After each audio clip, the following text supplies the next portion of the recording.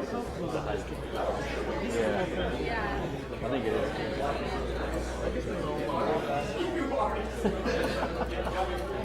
I think so, because it doesn't mess with your hip joint. Or longer. They drop. Oh, that's funny.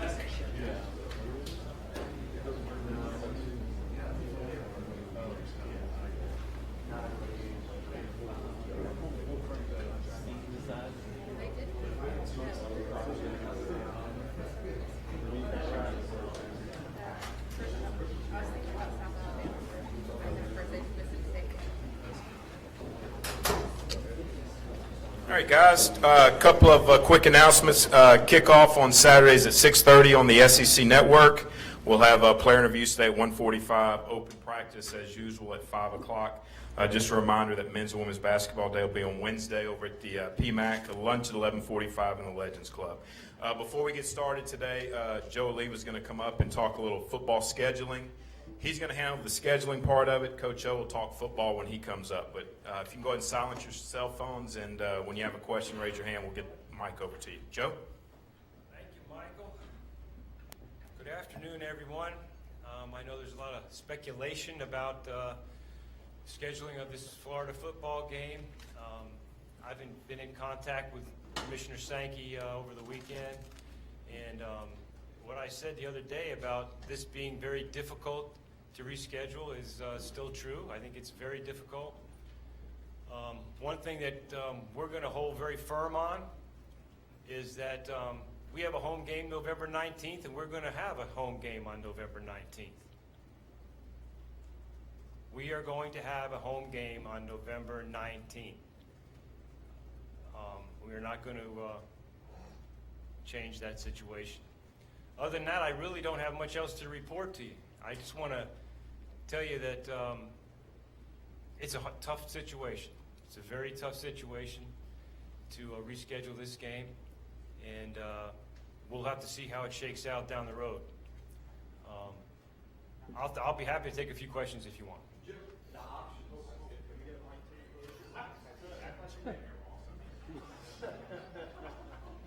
Joe, It's okay, Ross. I understand. It's okay. If November 19th is off the table for LSU and Florida to play there, what are the options? What are the options you've discussed with Commissioner Sankey? You've seen some of the options. We have an open date before the Alabama game. I'm not in favor of playing a game on that day unless Alabama also plays a game on that day. There's an option of December 3rd for when the conference championship game is. I don't know if that's going to be an option because there's TV contracts and dome contracts. I just get back to what I said, that I think it's going to be very difficult to reschedule this game. So Joe, the money is more important than the potential if you do win out of scheduling Florida and making that game up? It's not about that. It's the fact that our fans and this city deserve to have a home game on that day. We're not going to give up a home game. Okay, that. And you know what? If those scenarios play out, maybe there have to be other ways of looking at who the division champions are. Maybe you only look at divisional play. But under the current rules, just to be sure, it's that having that home game for the fans is more important than a potential SEC West championship if it plays out that way. If it plays out that way, we're playing at home November 19th. Joe, here in the back, has it been frustrating to watch the last few days and just wonder why you haven't played, especially South Carolina and Georgia work together, they make it happen. You could be playing tonight, right? Yeah, you know how I feel about that. I watched South Carolina play Georgia yesterday, and yeah, I was wishing we were playing too, somewhere, either here or there. I was wishing we were playing, no doubt.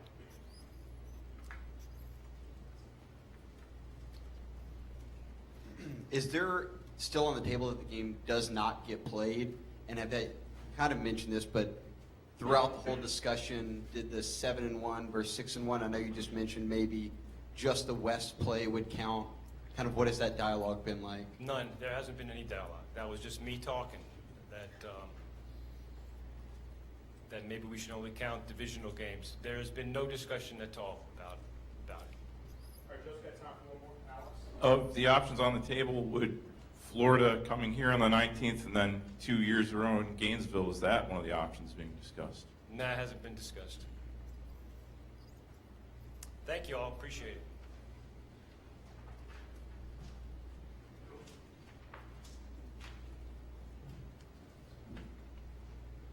Thank you, Joe. Hey, welcome, media. Good to see everybody today. We just finished a fantastic weekend. We had 8 coaches out on the road recruiting on Friday. Went to some games on Friday night. It was a tremendous reception. It was fun going around the state of Louisiana and other places, being the head coach at LSU. It was really a fun day. Our players got a much-needed weekend off with their families. And I know they're going to come back rested today. Our coaches had family day on Saturday. Guys were fired up in the office, ready to work tomorrow, ready to get back into game week. We all called each other on Saturday morning. There was an empty feeling in all our bellies. Well, we wanted to compete, but we had to move forward, focus on the focus, and that is Southern Miss coming to a home game in Tiger Stadium. We're expecting a great week of preparation starting today.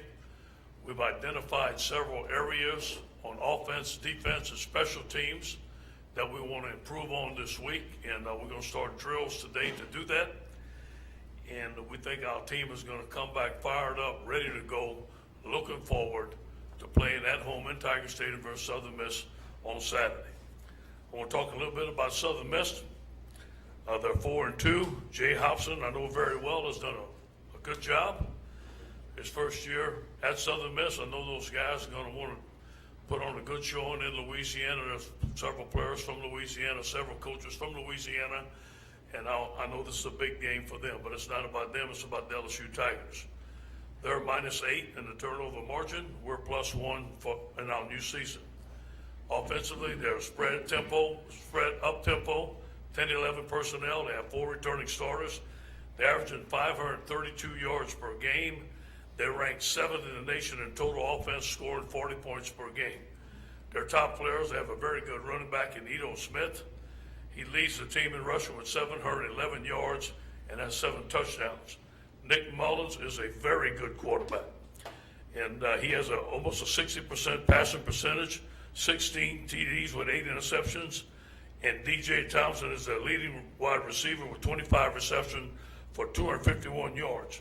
Their defense is multiple, 4-3, 3-4, blitz a lot. It all depends on the team that they're playing. They have 6 returning starters. They've given up only 315 yards per game, which is 16 in the nation. Jay is the defensive coach. I know he's done a tremendous job with that defense. Their top players are Dylan Bradley, number 94, senior defensive tackle, has 5 sacks on the season already. Denarius Antoine, number 12, senior safety, and Darius Harris, number 43, another defensive tackle. Special teams, they're 25th in the nation in their punting. Check this out, their field goal kicker, Parker Schonfield, is 100% on the field on the season, 10 for 10 on field goals, 20 29 for 29 on extra points. We expect to have a tremendous week of practice. We're going to focus on the LSU Tigers getting better. This is our third week in our new season. We're going to take full advantage of knowing the system, getting after it, and have a tremendous practice today. Any questions?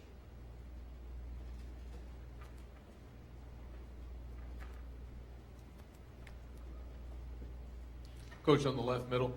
Have you ever been on staff anywhere where you dealt with anything remotely close to what happened this weekend? I'm curious how you might have used that schedule to your benefit.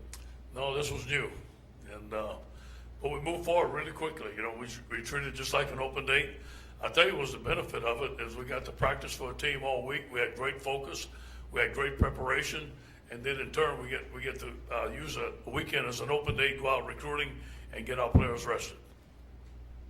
Coach, back here in the back, with a relatively new opponent like Southern Miss, Coach Frank Wilson, what they were able to do with them last week, will you talk to Coach Frank at all about what they were able to do or share any information? Yeah. Well, I did talk to Coach Frank, and I compliment him. I watched his game. I like the way his offense had some explosive plays on him. I know his team competed very well. As you know, Coach and I are very good friends. I talk to him every Sunday. So I did make a call to him last night and talk to him, and he did warn me that those guys are going to be ready to play, and I knew they would. Hey, Coach, typically you have a 24-hour rule, a 48-hour rule because you've played a game. Do you feel like you need to shelter the players from the talk of this Florida game kind of swirling and not the uncertainty of that game? Yeah, today's Tell the Truth Monday. We'll tell the truth. Hey, guys, there's a circumstance out of our control. I'm going to compliment them. They went home. They protected the team. Everybody's back, ready to go today. I'm sure they're going to be in good spirits, but we're going to talk about it briefly, put it to bed, and move forward. Coach, here in the middle, since it is Tell the Truth Monday, did you? I like it. Did you tell Joe Alleva that you thought it was patently unfair to play Alabama, at Arkansas, at Florida, and at Texas A&M in a space of 19 days? You know, I totally trust Joe and the administration what they're going to do with the schedule, and they handle all that. And I coached the football team. There was no such conversation. Coach, on your left, when this all happened, we talked about the motivation you guys were carrying, the momentum, that you were carrying from Missouri. Can you create momentum in a week like this when you're off? No question. And, you know, the momentum, I think, is going to come from a rested football team, from a hungry football team. I didn't talk to the team today, but I'm sure I got a call from Pete Jenkins, Jack Marucci on Saturday morning. Everybody was a little ornery, wanting to play, and I'm sure they felt the same way. I'm sure the whole weekend they answered questions about what's going on.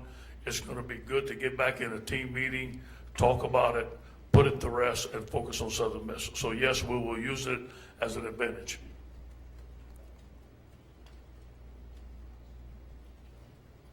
Coach, I was going to ask if you had an update on Leonard, but I guess you didn't see him this weekend? Yeah, you know, I don't know if he's going to play this week. I think that he's going to attempt to do. I talked to Jack. He's going to do some things this week. He's getting better. I would list him as questionable right now. Right here on the left. Do you have any update on Corey Thompson? Is there a chance he could play this year? What is his rehab looking like? Yeah, he will be able to play this year. He's not ready to play yet. We're going to do more things with him right now. I spoke to him and his father last week on the phone. You know, there's always options. People are thinking, how much you're going to play? Should you use it as a redshirt year? I told his dad, let's take it day by day. Let's see what Corey wants to play. Let's see how much we're going to use him, how much we're going to play him. But obviously, I think before Corey got hurt, his outside linebacker position was a position that fit him. He has a lot of speed. He has a lot of coverage ability. He plays outfield linebacker. He's an excellent pass rusher. We could surely use him.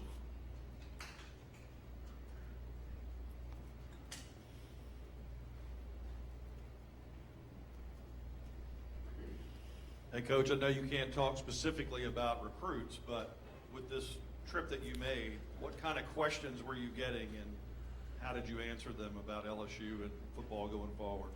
Coach, can I take a picture? It was amazing.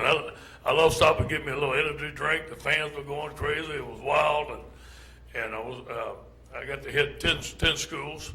I seen a lot of friends of mine at those schools, high fives, everybody, hey, coach, way to go. We liked the way the team played. Everything was positive. And I did my regular recruiting deal. Obviously, I couldn't talk to the players, wouldn't get an evaluation on each player, wouldn't get a transcript, just business as usual. But it was the LSU head coach there, and I realized that. And people were excited to see the LSU head coach. It was a great day. Coach, back over here. 5 touchdowns in 5 games allowed by this defense. Yeah. Is it a combination of scheme and personnel? What is working, Yeah. and what can you exploit? Mindset by Dave Aranda, mindset by our defensive staff. Our guys, we have some speed on defense, putting them in the right position, making the right plays. And to be honest with you, there's a sense of we have to get better. There's a sense of these are the things we need to fix. I know last week when we gave up a touchdown, there was a lot of unhappy players and a lot of unhappy coaches on the sideline. And those guys want to strive to be great, not good. Coach, back here, with everything that's transpired over the last few weeks, are you ready for just a sense of normalcy around here and to get back into just a normal routine without any of the distractions? You know, whatever, this is college football. Whatever the day brings, we're going to face it and be positive about it and go after it and be able to adjust on the move. But, today's Tell the Truth Monday. We're going to get after it today, and we're going to take it one day at a time. This is a new season for us. It's game 2 of our season, and that's what we're looking at, staying focused. What's today's biggest truth? What's that? What's today's biggest truth? Today's biggest truth? I won't tell you. I'll just tell the team. No, today is about forgetting about last week. Forgetting about last week, focusing on Southern Miss, respect our opponent, but really get better as LSU Tigers. Coach in the back, right here. You always seem very upbeat, very jovial, have high energy. Is there a certain life quote that you live by? Say it again now? Is there a certain life quote that you live by that kind of keeps that upbeat energy? Not really. I get up every day. I'm glad to be at LSU. I love my job. I don't think I've ever gone to a coaching job and think it was a job. Now, I dug ditches at LaFouche Telephone Company and I shoveled shrimp. That was a job. I love being around y'all. I love being around people. I love being around young men. I love being recruiting. And how can you not have a great day when you're the head coach of the LSU Tigers? Thank you. Ed, you're put in this position to be the coach. You have a chance to do the job in a way that will let you be the coach permanently. And then this game Yeah. is postponed, maybe is never played. Is it hard enough to feel like, this is a big blow for you personally? No. How do you avoid that? No, that'd have been selfish. I just felt, when I walked in and told the players that we weren't playing, I just felt bad for them. I saw the hurt in their face, the 1-2, they prepared all week. They were like, what? So that was the part. It's about these guys. It's about getting them to feel good.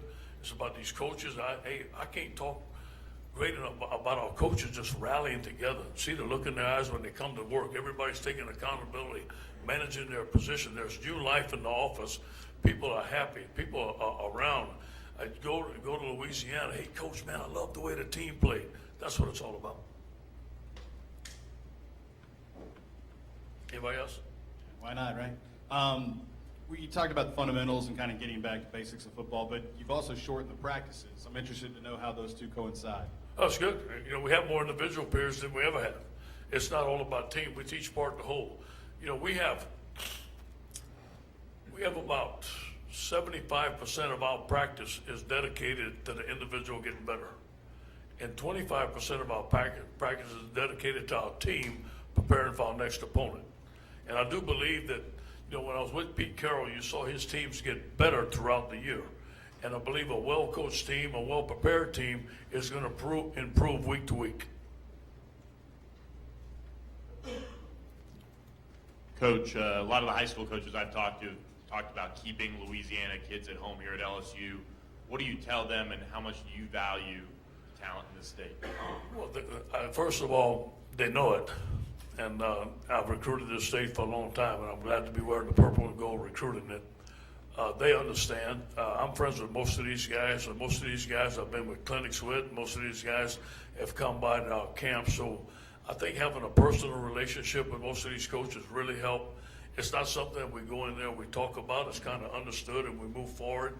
But you can just feel their happiness that a Louisiana guy is coaching the team. Coach, Danny Etling, in the last week and a half, what have you guys done with him in the passing game to kind of improve the deep passing? Well, we made it quarterback friendly. First of all, it's about protection. We gave up no sacks last week, and we want to make short, easy throws to Danny, easy reads, give him a progression, give him the opportunity to do things that he does well. The things that he doesn't do well, we don't do them. And but I think Steve Ensmig has done a tremendous job with Danny. Danny's a leader. Danny's tough, and he's earning the respect of his team. Any other questions for Coach Kyle? You touched on protection. Just an update on Will Clapp and what you want to see out of the offensive line if you need to fill. Well, we need to be able to adjust. You know, injuries are part of the football season, especially this time of the season, especially this stretch that we're fixing to go into. So we have to have some guys that'll be ready to play. I think Coach Grimes has done a tremendous job of managing his position. He has the plan. He goes over that plan with me. We have some guys who can play left tackle, center, right guard, and he does a tremendous job of that. We have some young guys that are chomping at the bits to play, but you never can tell how well they're going to play until they get into live action. Coach, with the not having to play Florida, did that give you a chance at an earlier look at Southern Miss? Did you look at taking it earlier? We had our coordinators stay in on Friday, and they got a chance to look at several teams that we're going to play. We used Friday as an open date, and some self-scout, some future opponents. But yesterday when we got into the office, it was strictly Southern Miss the whole week. Any extra benefit of that? Excuse me? Any extra benefit to that? I mean, a little bit more preparation time on it. Yeah, it gave us a little bit more preparation. For instance, yesterday, we usually have graded the film. We go over it, offensive, defensive, the staff, correct the mistakes, and that takes about 5 or 6 hours. So we had all day yesterday to work on Southern Miss. Yesterday was an advantage. Thank you for saying that. Yeah. Coach, I know the game didn't go the way you wanted, but your take on the last play of the Southeastern McNeese game, Well, you were watching. I'm sitting in the stadium, and they get the ball back on the 20-yard line, and the score's tied. And it was one of the best calls I've seen. The coach runs a power, and he makes everybody in the stadium think, and everybody on the sideline think that he's going to overtime. And everybody kind of relaxed a little bit. And the next play, he threw a bomb to that number 5 and ran it over our head. He made a tremendous catch. I thought it was a tremendous call by Ron Robinson and staff. I myself personally thought that he was just going to sit on it and go into overtime. Hey, thanks, guys. Have a good day.